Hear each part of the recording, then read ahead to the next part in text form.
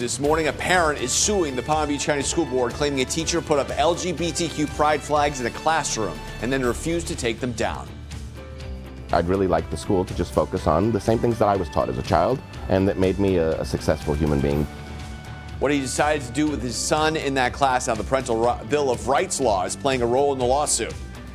Plus, newly released body camera video shows the moment a Port St. Lucie police officer was hit by a car. I was able to view it today, and it honestly brought a tear to my eye. What that officer is saying about those terrifying moments on the road. And it's a quiet start to the day. We're expecting mostly sunny skies for this afternoon with highs returning to the middle 80s. What can we expect as we head into the weekend? We'll have a look at that forecast coming up on CBS 12 News this morning. It's a new day. This is CBS 12 News this morning.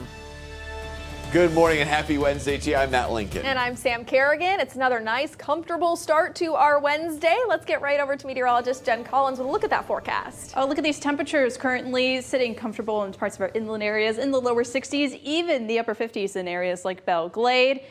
Also, in parts of the Palm Beaches, we have a slight offshore wind component for this morning, so it's leaving temperatures relatively comfortable, even in South County, where we're sitting at 67 degrees in Boca. You're certainly a touch cooler since this time yesterday of about 5 degrees. Now, we still have a bit of humidity along our coastline, so it's still a little bit on the humid side for parts of downtown West Palm Beach, further south towards Boynton Beach, but further inland, more pleasant conditions. Dry on Storm Track radar, we will stay that way for much of this morning. Temperatures returning to the upper 60s by about 9 o'clock and the middle 80s for this afternoon. We'll have a look at the tropics here in just a few minutes. Jen, thank you. 6:02 now, on-time traffic. Let's take a look at the drive time from West Palm Beach to Jupiter, 16 minutes on the turnpike. We are not seeing any crashes or delays.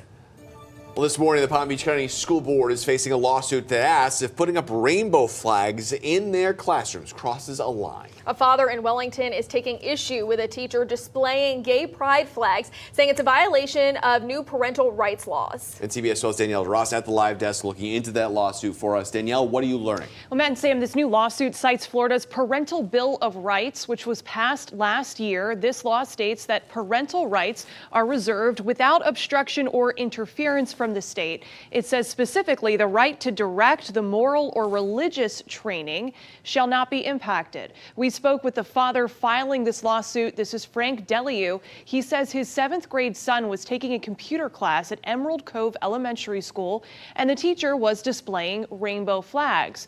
According to the suit, a student asked about these flags, and the teacher conducted an internet search and discussed homosexual issues with the students. Deliu says his family is Orthodox Christian, and they believe that homosexuality is a sin. He tells us that he took his concerns to the principal, but when they were not addressed, he pulled his son out of the computer class. I'd really like the school to just focus on the same things that I was taught as a child and that made me a successful human being that could function in society properly, and let parents focus on moral, religious, social, and other issues. This dispute over a rainbow flag highlights some gray area in Florida's new laws and district policy, which do not explicitly address the display of such flags.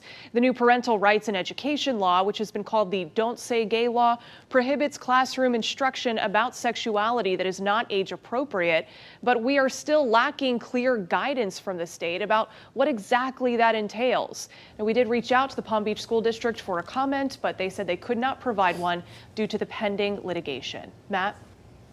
All right, Danielle, thank you. This morning, 5 people are recovering from a crash that caused this massive fire that shut down both sides of I95 near Atlantic Avenue and Delray Beach. You're looking at the video here, the fire caused by a fuel tanker that rolled over onto the guardrail. Florida Highway Patrol says a car driving northbound switched lanes and then crashed into that tanker. Another car tried to avoid the crash, ended up slamming into the median, knocking over a light pole that fell down onto 2 cars in the southbound lanes.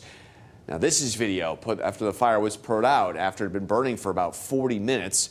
You can see 3 cars and the tractor in that mess. We know at least 3 of the 5 people hurt are in critical condition. 6:05 is the time now. This morning, we have new body camera video of the moment a Port St. Lucie police officer was hit by a car last week while directing traffic. You can hear the crash and then Officer Richard Mazzio seconds after being hit at the intersection of Southeast Felix Avenue and South Bend Boulevard near Spruce Bluff Preserve. Watch and take a listen to those moments. Mazzio!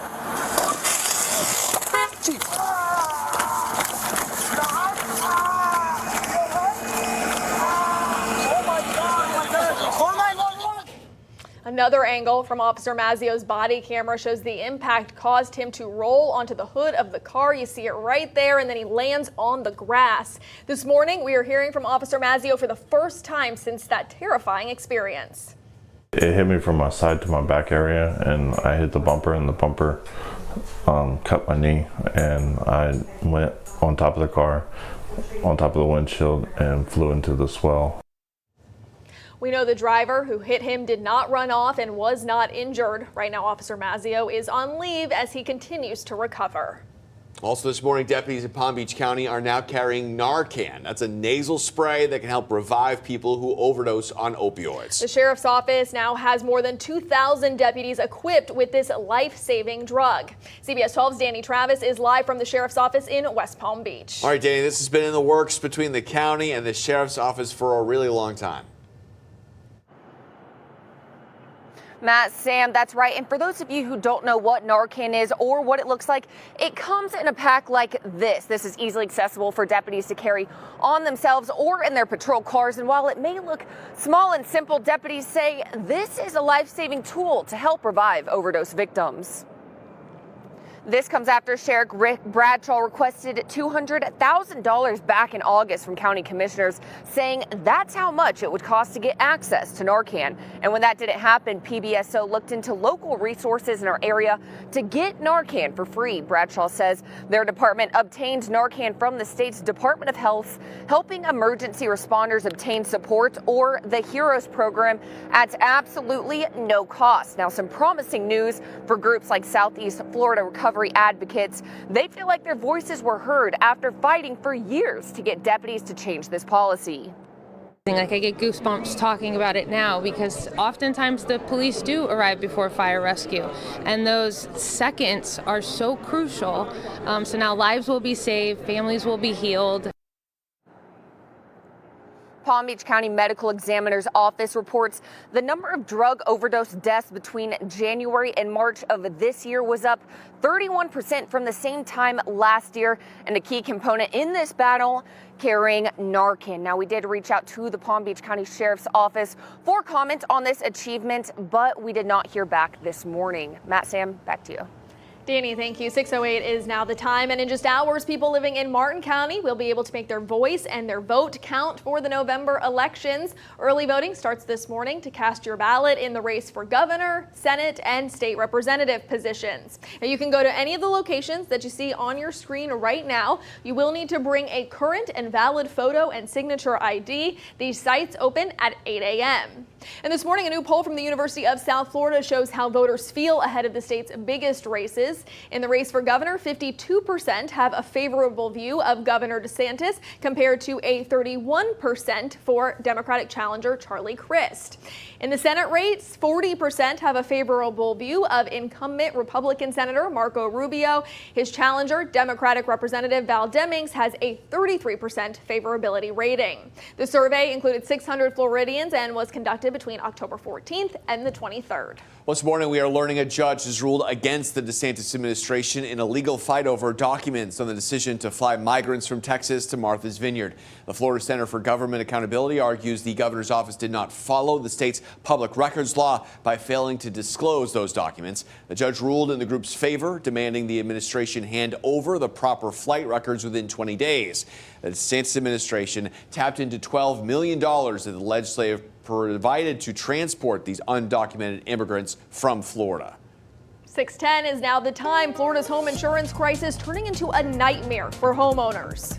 Why am I sending in my check for coverage? Isn't that to give me security and peace of mind? Next, our I-Team is helping a homeowner whose property insurer went out of business. And families with young children may be in line for some financial help. Governor DeSantis making promises to eliminate taxes on some baby-related items. Coming up in 30 minutes, we're looking at how much money it could actually save families. Stick with us. You're watching CBS 12 News This Morning, the one to turn to.